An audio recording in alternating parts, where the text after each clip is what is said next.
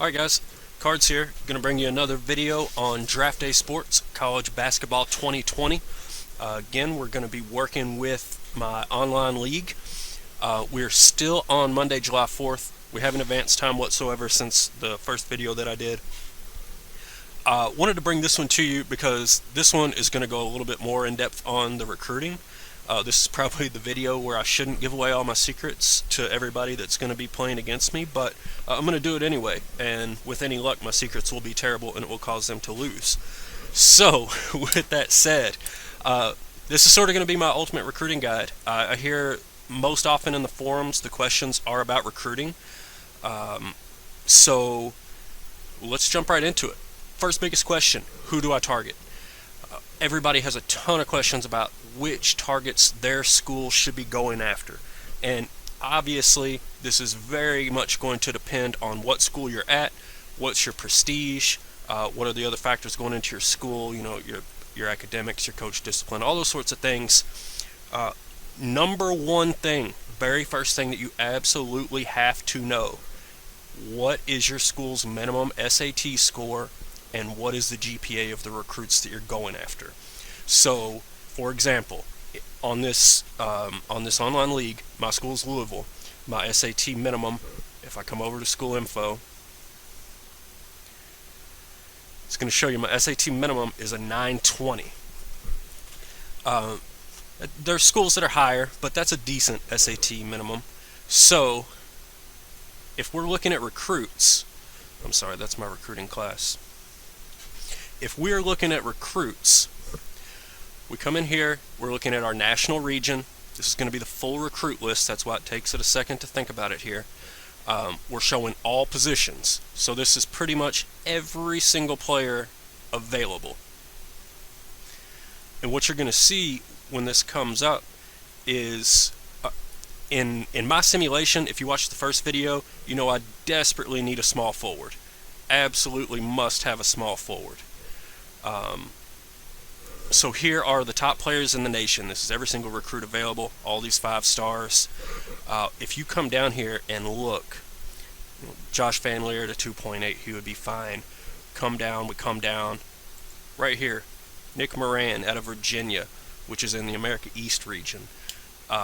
He's got a 2.2 GPA. That's going to be real spotty and probably not work out for me. So even though I desperately need small forward help, this guy will not be on my list whatsoever.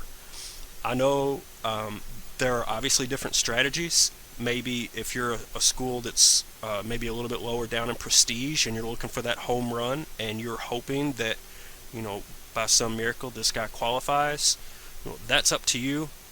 Personal experience, I won't even be considering this guy. I wouldn't consider him at any school. And again, that's just me. I don't really start considering recruits until they're up around 2.4. I start to feel comfortable at 2.5, 2.6, but everyone's mileage may vary. But you've got to know your SAT minimum and your GPA before you even get started. It doesn't make any sense to recruit a player that, even if he commits, will never play for you. So, that being out of the way, obviously your next consideration is going to be prestige. Now, I sort of look at recruiting in 3 different locations, and your prestige is really going to play into that. First is going to be your in-state recruiting. If you're a low prestige school, you're almost 100% just doing in-state recruiting, and you can wear out that location recruiting pitch. When you get down into the recruits that are in your range, a lot of them are going to be heavy into location, and your location is going to beat out all those out-of-state schools. That's where you got to take advantage, is recruiting within your state. You can eventually move out as you gain in prestige or as you coach at larger schools. You know, whether everybody does their dynasties different. Some people want to make a small school bigger. Some people use it, they just work at the small school and then they take the better job offer. So however you do it, once you move up into that middling prestige level, you can start recruiting inside of your entire region. And normally, I don't want to put a number value on it because there's a lot of different things that can go into whether or not a recruit is interested in your school. But when I start looking to go from state level recruiting to regional recruiting, is generally just keeping an eye on that region and seeing when I start getting some out of state recruits that have at least a little bit of interest. Like over here in the interest level, if you start seeing some guys that are cool on your school, you've got a shot at them, is basically how I see that. So once you start seeing those out of state guys that you have a shot at, then you're moving on to regional recruiting. You're still better off. You still have a better shot of landing recruits within your state, but you can reasonably expect that some out of state recruits may be interested, and you may have a shot at them. What also plays into that is going to be pipeline states. Now, this being the first day of this league, I haven't built any pipeline states yet. If you do, you can see over here this little house icon or school icon, whatever this icon is. That indicates that a recruit has visited your school. Obviously, I took over Louisville after a week of recruiting had already gone by, so Donovan Kelly here has already visited the school. If you have a pipeline into that state, there's going to be another little squiggly icon here right next to this that's going to show you it's a pipeline state. That may not be quite as good as recruiting in state, but it's certainly better than recruiting in your region outside of your state. So if you've got a pipeline state, that's going to help you a lot. You want to look at recruits coming out of there. I do have a single player dynasty with Georgia going on. They're also in the southeast region, so obviously recruiting within Georgia. Georgia started off around 40 prestige, I believe. Recruiting within Georgia helped for a while, but eventually I got a pipeline into Kentucky. And so right now I have Georgia consistently in the top 5 in the nation, and I'm almost exclusively recruiting out of Georgia and Kentucky. So a pipeline state can be very beneficial, and you definitely, if you create a pipeline, you definitely want to look there right after you look at in-state. So then once you hit state recruiting and then regional recruiting, next you're going to move up to national recruiting. And again, I don't want to put a number on it. I'll use the same benchmark. When I start seeing recruits outside of my region that have interest, that's when I'll start trying to do some national recruiting. You can try it sooner. It might cost a little bit, and you might be able to get somebody interested in your school, but I really like to wait until they show at least a little bit of interest before I venture out. Now, also in this, you do need to take into account the difficulty that you have your recruiting set at. A lot of my experience is coming from the brutal recruiting difficulty, so if you have an easier setting, maybe you can venture out a little bit sooner. But even with a top tier school like Louisville, what I would tend to do is look within my state first for recruits that fit my needs, then move out to regional, and then move out nationwide. I'm not usually, just because I'm at a top school, I'm not going to go out and say, okay, I'm going to try to get all 10 of the top recruits or whatever. That's not going to be my focus. I still want to move out and use the location to my advantage. So that would be my recommendation as far as that goes. Another thing, when you're trying to figure out exactly who you're going to target, even if it is within state, if you're at a very small school, you might want to stay outside of those top 100 recruits. Top 100 recruits generally aren't going to, say, like an Eastern Kentucky or Northern Kentucky. I've played both of those schools quite a bit, and you've got to get outside of the top 100, maybe even outside of the top 150 before you can start convincing recruits to come in. You can get up there, but if you're at a very small school, you just want to stay away from those guys. It doesn't matter how close they are, they're probably not going to be coming in. All of that being said, another thing to consider when you're trying to decide who to target and who to go after and who to offer scholarships to, one of the things to consider is just the risk versus the reward. Are you going to go for that safe choice that you think you can get, or are you going to go for that home run choice? Because you can go big, but if you miss your safe choice that you thought was safe, he may commit in the meantime because you weren't showing enough interest. You didn't offer a scholarship. I had a situation in my Georgia dynasty where there were 2 centers within the region. One was a 5-star center, top 10 overall. He may have been the number 1 or number 2 center in the nation. And then I had another center who was, 20s, 30s overall, maybe the 5th or 6th best center in the nation. And, I was, both of them were extremely interested in my school. One of them looked like a one and done if I could land him, and the other one looked like someone I could probably land and who would be there for 4 years. I ended up going for the 4-year player. He committed to me. He spent 4 years. He was all SEC, first team twice, I believe. The top 10 player was an excellent player. He went to Florida. He had a great year. He was one and done, and he moved on. So either of those choices are good, but just take into consideration what is it that you're trying to do. At a school like Florida, they have a higher prestige, they have better facilities, they got a lot better chance of bringing in those great recruits every single year. When you're at a little bit of a smaller school, it might help to develop those players up through their junior and senior year and use all of that experience to your advantage. So there's no perfect way to do recruiting, but those are some of the things that you want to think about when you're moving through it. And that sort of leads me into my next point, is that the recruits that you're going after and the prestige of your school can also have some effects on your philosophy overall. For example, if you're one of these very small prestige schools, you're not going after top 100 recruits or top 25 recruits or anything. You're probably going to have 4-year players, assuming they stay happy and get their playing time and that sort of thing. So you can look at maybe some of the offensive tactics that are a little bit more complex, like maybe the Princeton offense, where you need to have a very high skill level at that offense to be able to run it effectively. And knowing that you're going to have juniors and seniors starting, they're going to be experiencing that offense once they're starting players and getting a lot of minutes. Whereas if you're Kentucky, if you're Duke, your best players are probably freshmen. They're not going to have a lot of experience in offenses. You can't run a Princeton.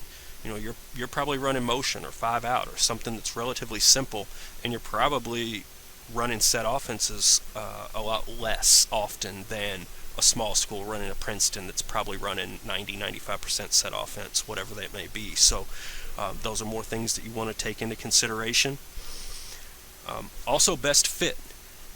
If you're comparing 2 recruits and you don't know exactly what the interest level is and exactly who else they're considering, you need to start looking at the pitch areas that they're interested in, and especially when you take into consideration who you may be competing against for that player. Again, going back to the example of the 2 centers I mentioned a second ago, that top 10 center who ended up going to Florida had a lot of interest in facilities and school prestige, and I knew I was getting beat on both of those categories. Whereas the other center that I had a better shot at, he was much more interested in playing time and location, and those were both things that I could easily compete, if not beat Florida at. So those are things that you want to be aware of when you're trying to decide who you're going to target. Couple of other things. A lot of these guys, if they're willing to take a visit to your campus, if you come down here and host your recruit and they actually agree to come in, some won't, but if they agree to come in, you really need to take a look at how they respond to that campus visit. After the week is completed, they will send you an email to let you know what kind of time they had on that trip. If they say that the trip wasn't worthwhile, I would get them off your list immediately. You've got a very small chance of being able to change somebody's mind if they didn't think that the campus visit was worthwhile. Most likely that's going to, if you had a warm recruit and they say that, it's going to go to cool, or maybe even none. Maybe it was none the whole time. But if you see that email response, just back away slowly. There's a couple of other middling responses. And then if you get a recruit that comes back and says they had an awesome time on their visit, that's a player that you have a great chance at getting. So definitely keep an eye on those guys. Not that you don't have a good chance of getting other ones, because you do. I get them all the time. But if someone's telling you they've got an awesome time on their visit, they're very interested in your school. You've got a shot with that player. So definitely make an effort there. Also, I'll talk a little bit later about generating interest, but just a preview of that. A lot of these players up here have no interest in coming to Louisville, you can see. That's not going to stop me. If I want a point guard, I'll definitely have Josh Van Leer come in and take a visit to my school, and I'll see what the response is. If he says it wasn't worthwhile, he's off my list. But if he says, I had a decent visit, that was fun, that's a player you've got a chance at. Same thing with your telephone calls. If you call and they say, hey, coach, I'm really not interested, you have an option to say, hey, give me 5 minutes of your time. And you can do that a few times. If they ever say, okay, yeah, what do you have to say? You've got a shot at that guy.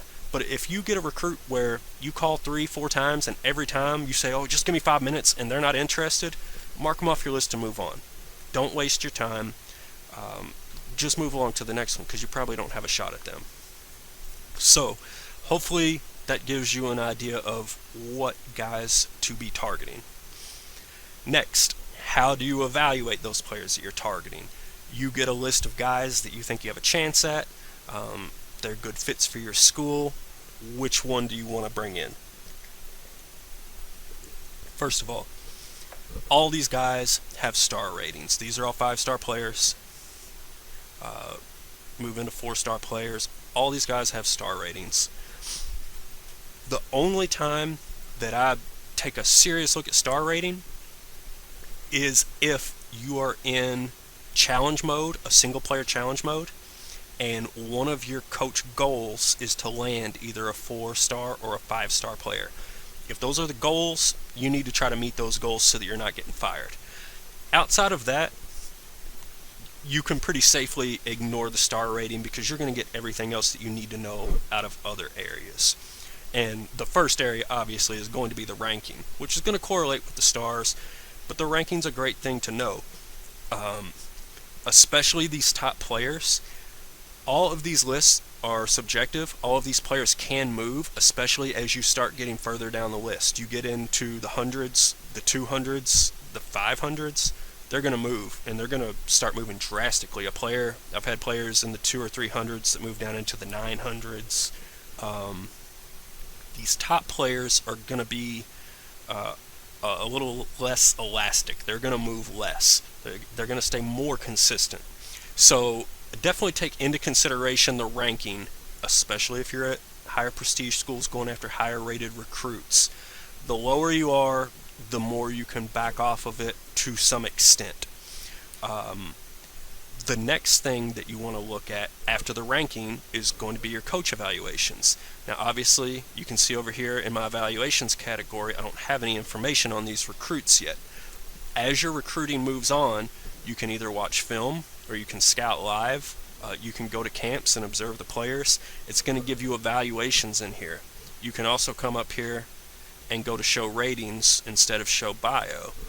Once you actually have some scouting information on these players, that's going to give you ratings on different categories like scoring, passing, rebounding, defense.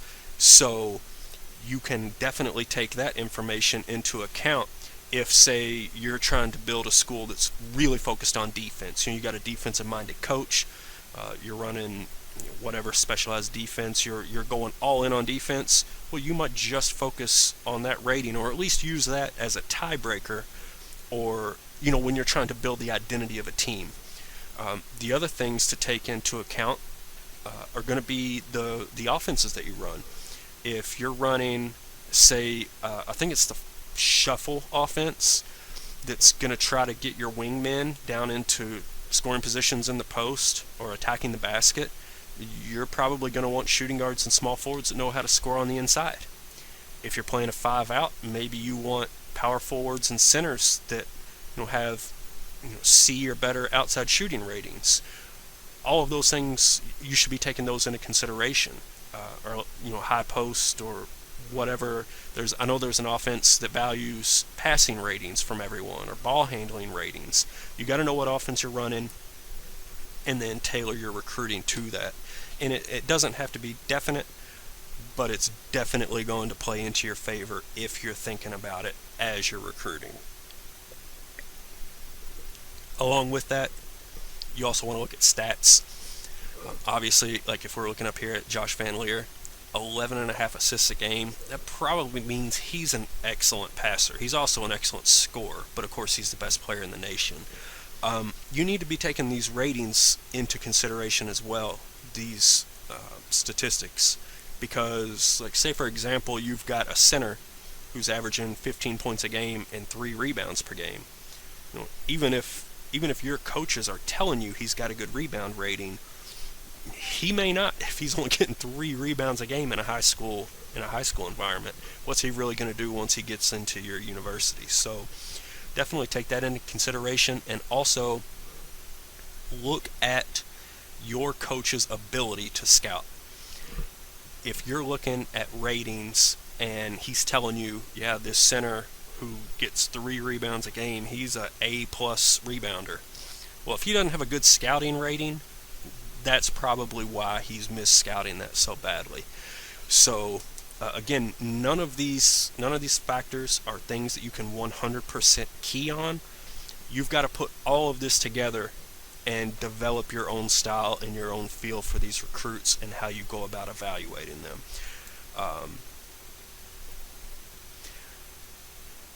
The next thing, one of the things I really like to look at is they will run 3 national camps and then a regional camp in each of the regions. And I really enjoy seeing how the players perform in each of those different camps. I think statistics are great, but you don't know what their level of competition was in high school. Ratings are great, but there's room for error, and you don't know how good your coaches are at rating, and some players just bust. The national camps, in my mind, they're on the floor competing, and you can see how they're actually going to compete against these other elite prospects. So that's definitely one of the factors you want to take into consideration. I like to look at camp MVPs, and then it'll tell you top 5s, top 10s, top 25s, and then there'll be a rating for had a decent showing, or decent but not spectacular showing, and then there's didn't really stand out. All of those different ratings can mean different things at different schools. If you're at a Louisville, if you're at a Duke, you probably want players that were standing out, at least top 25 in their regional camps, probably top 10s in their regional camps, or some of these top players like Van Leer, he's not going to regional camps, he'll probably be at the Indy Elite Camp.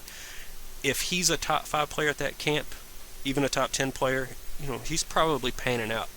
If I got a rating on Van Leer that came back and said he didn't really stand out at the Indy Elite Camp, I'm not going to say I'd mark him off my list, but I would certainly prioritize other point guards. So you want to take that into consideration, certainly. Also keep in mind with those ratings, if you're talking about someone who, he finished in the top 10 of the camp, he finished in the top 25 of the camp, you'll get an email that will give you the results of the 3 national camps. It will tell you their MVP, and it will tell you their top 5 players.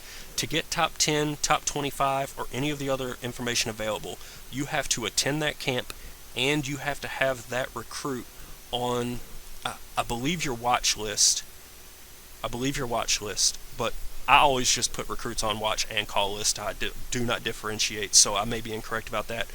But they have to be on your list, and you have to go to the camp if you want to see who's top 10, who's top 25, who was decent, not spectacular, and then who just flat out didn't stand out. So make sure that you're paying attention to the camps, including that as one of the factors that you use when you're identifying your recruits and trying to decide who you want to bring in, who you don't. Also, coaches' notes. You'll get coaches' notes from a variety of different ways. Your coaches, if they're on the call list, they're going to be calling them weekly. They're going to be getting information. They're going to get a lot of feedback on their parents and what their high school coach says. I like to look. There's a couple of notes that really stand out for me is the players who have a tremendous work ethic or great work ethic. There's also a note for players that rarely miss practice. That's generally tends to be a good thing. There's also, on the flip side of that, players that are talented but could work harder. I don't like to see that. Coaches that I've had a few attitude problems with that player. I don't like to see that. A lot of times a lot of times those players are going to have a bad attitude when they get in. They're not going to get along well with their teammates, and they're going to transfer out relatively quickly. So I try to avoid those. But pay attention to your coach's notes.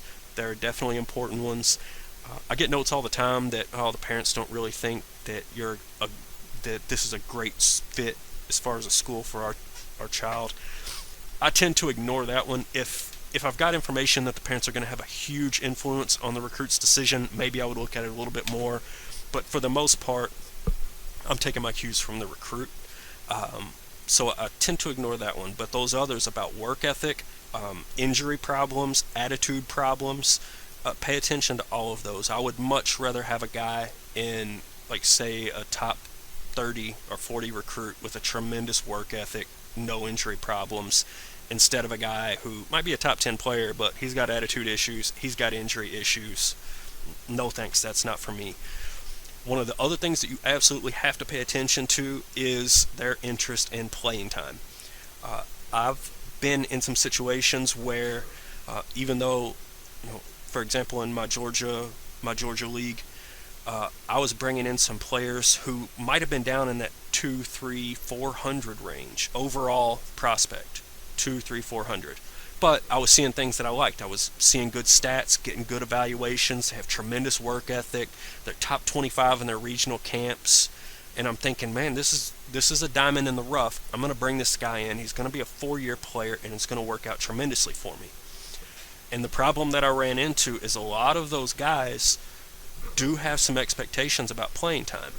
So be careful about bringing in players who probably won't start right away, might not start for a year or two, and have very high expectations about playing time. They will have almost immediately, they'll have a terrible relationship with you, and they'll transfer out after their first or second year, and you're never going to get, even though you did a great job identifying a diamond in the rough, you're never going to get what you were looking for out of that player. So don't forget about their playing time. So last thing when it comes to recruiting, how do I create interest in recruits? First thing that you're looking at, obviously they all have an initial interest, and that's based on your school's prestige and academics, facilities, all those other things. But when you're talking about generating interest, the first thing I'm looking at is campus visits. Like I said, even though these guys have no interest, I can definitely bring them in. I can host the recruit, bring them in for a campus visit, and see what their response is. If they say it wasn't worthwhile, I can move on. No harm, no foul. You get you can host 3 recruits each week. During the early season, there's one dead period, 1 week where you don't get any, but outside of that, you can bring in 3 every week, and I don't think in-home visits start until September 11th, 12th, right in there. So you've got plenty of time before that starts to host a lot of recruits. If you're getting good reactions out of them, you've probably got a chance. And that can definitely take someone who has no interest and turn them cool, or turn cool warm. So that's one of the first things that I want to look at. Another thing that maybe it's in my head, but I like to scout these guys live. When I've identified my top recruits, like if I want Van Leer, and I go out and I host him on my campus, and he says, oh yeah, it was a cool visit, but I'm going to check out some other schools. Okay, well that's a decent response. If I want him, I'm going to go scout him live. That's going to give me a better idea of his ratings. But also, to me, I think that might increase their interest a little bit. I don't know. Maybe that's something that's just in my head. Along those lines, the watching film, I don't think that does anything to really increase interest. So watching film can give you a better idea on ratings, but for the most part, I'm getting my evaluation of recruits from visiting these camps and from scouting them live, the ones that I'm truly interested in. So I don't worry about watching film as much unless I get into a tough situation. Also, keep in mind the call list. Make sure, I don't know how you sort your recruits, how you put them on your lists. I scroll through and identify, I think your call and watch list can have 50 recruits on it, and I go through and put 50 recruits on both of those lists. If you do it differently, that's great, and if you have better ideas, mention that in the comments, please.